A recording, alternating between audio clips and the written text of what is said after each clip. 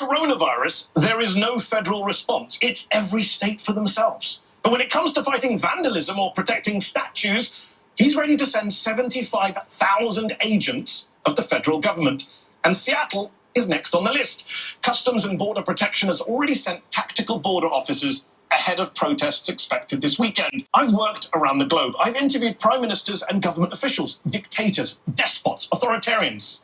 And I think it's time in America that we finally have a proper conversation about the F word. No, not that one. Fascism. I know, it's really controversial. People get very uncomfortable when you mention it. But to borrow a line, if not now, when? And if not us, the free press, then who? For far too long, we have shied away from saying the F word. For a lot of people, calling Donald Trump a fascist was just ad hominem, a lazy political insult. It was the liberal who cried wolf. And yet, look what happened the moment he took office. There was the Muslim ban, and the very fine people in Charlottesville, and then the kids he threw into cages and camps. But it's not stopped incidents. Just last month, the president had protesters, as well as reporters, outside the White House, tear-gassed and beaten, so that he could go for a stroll and have a photo op holding a Bible outside a nearby church.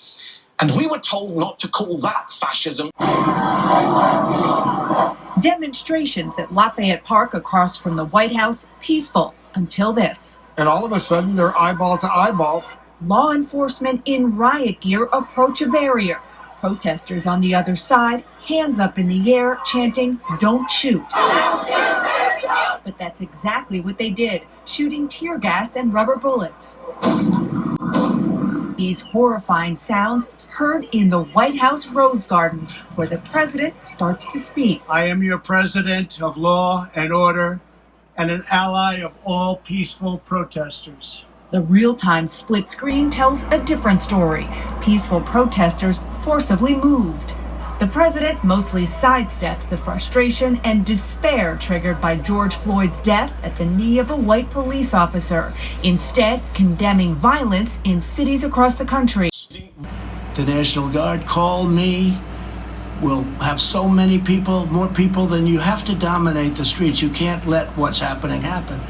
It's called dominate the streets. You can't let that happen. We'll go into all of the cities, any of the cities. We're ready. We'll put in 50,000, 60,000 people that really know what they're doing, and they're strong, they're tough, and we could solve these problems so fast. But this is not at all reminiscent of fascism. Look, I get it. Fascism is associated with dictatorships, with mass murder, and we've not had either yet here in the US. Thank God. Although, like with every good authoritarian, there is the question of whether President Trump will leave office when the time comes. Just last night, the Democratic presidential nominee Joe Biden warned that Trump will try to indirectly steal the election. So, the growing authoritarianism and state-sponsored violence in this country should worry you. The scenes from Portland, Oregon should set off alarm bell.